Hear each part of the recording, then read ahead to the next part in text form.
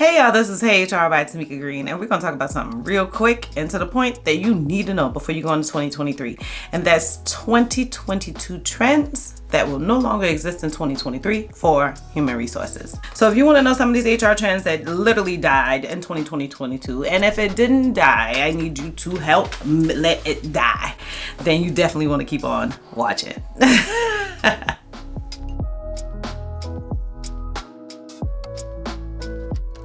So the first trend is looking at HR employees or candidates, potential hires for HR experience only. Y'all, I personally feel like that died long before 2022. I feel like it became a new thing as these different colleges became open to having HR programs, decided having HR degrees and HR courses. And now it's dying again. People realizing that just because you've been in school, that does not teach you everything. And just because you weren't in school, that does not mean that you don't know anything. So listen up, hear me close. Come on in. People are now looking for a culture fit. They're looking for someone that can totally talk to their leaders, someone that has a confidence to talk to employees, someone that can do a bit of critical thinking or look for answers before just asking immediately, like, what do I do? Where do I go? Like someone that can do some critical thinking independently. They're looking for someone that with confidence. They're looking for someone that has a learning curve that they know they can manage in a period of time. And that if I teach you something, you're going to absorb that information. They're looking for someone that has knowledge that relates to the role. You can have skills that are totally transferable. And transferable skills means I done it in this job, but it's also done in this job. Or I did it in this job using these tools, but I literally can do it in this job too. I just have to learn these tools. Another thing is that the people are looking to see how much you know about their company. They feel like if you even have the respect to like research their company and know their company, then you're absolutely going to use that same energy to say, okay, let me learn how to do human resources. So that's definitely trend number one that we leaving in 2022 because it's dead. Don't bring it over in 2023. We're no longer looking at candidates that have only HR experience. Trend number two that is dead. We're not taking it into 2023. It died in 2022. Is valuing certification over degree or even opposite. Valuing degree over certification. Y'all, we looking at so much more than just if you have a certification. If you're like, I'm applying, I'm not getting any interviews. So should I get the certification? No. What you should do is look at your resume. Your resume is not speaking to the job. You can get the certification, you put that on the same resume and still not get any interviews. So no one's particularly looking at, oh, she has a certification, I'm gonna grab her. It's one of those things where some hiring managers may use a certification or a degree as more of a elimination. Like, okay, most times when you post like a human resource position, you get tons of applicants. So out of these, 500 applicants, I have 100 that really fit what I'm looking for. I literally only need one person. So it could be something where we say, okay, let's get this down from 100 candidates to something we can manage more of like 50. And if we can get it down to 50, what we're going to do is pick only people that have a certification or a degree. Doesn't happen all the time. It literally doesn't. That's the biggest reason is like, just because you have that doesn't mean that you're going to be good. Like you solid, you got the job. It just doesn't mean that. So having one or the other does show that you have a commitment to the career. So if you have a degree or you have a certification, it does show that you're serious about this. Doesn't mean you need to do it. I tell my clients all the time that one good thing that they can do is if you're really aiming for that degree or that certification, then put it on your resume and just put the future date. That means, hey, I'm working on it. I ain't got it yet. I'm going to get it. Another thing is that introduces the topic to that future employer. So you can say, listen, I ain't got no problem getting it, but I was wondering if you guys are willing to take on the costs or if you're willing to reimburse me for the cost that I've put into it, because you ain't getting a certification or a degree so that you can have a good happy hour with your girls, so that you can get your nails done, or so that you can put a deposit on your hair, or so that you can buy some nice clothes or go on that luxury vacation or save for your retirement. Like, when you get that certification and degree, the only place you're using it is for work. So why don't we make this a 50-50 agreement? I do the work, the company pays for it. They're benefiting. So if you guys are like, Tamika, I hear you, but you still stuck on, should I get the degree or should I get a certification? Because I know some of y'all are now. I'm ready for the comments where you guys are going to say, well, I have this experience. I've been doing this for this amount of time.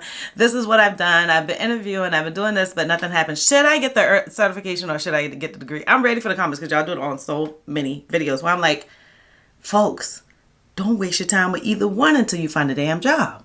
So what I'm also going to do is go ahead and put in the comments the video where I've already talked about when you should get the certification, when you should get the degree. So after this video, you're more than welcome to watch it to help you decide which one you feel you should get. What I really feel like you should get is a better resume. Grow your network. Really dive into some of those people that can help you with that opportunity. Y'all, the third trend that is dead in 2022 and we refuse to take it into 2023 is not allowing communication with those employees that have been laid off. If an employee was laid off by the company, it doesn't mean you can't talk to them. It doesn't mean now you'll get in trouble if you say something.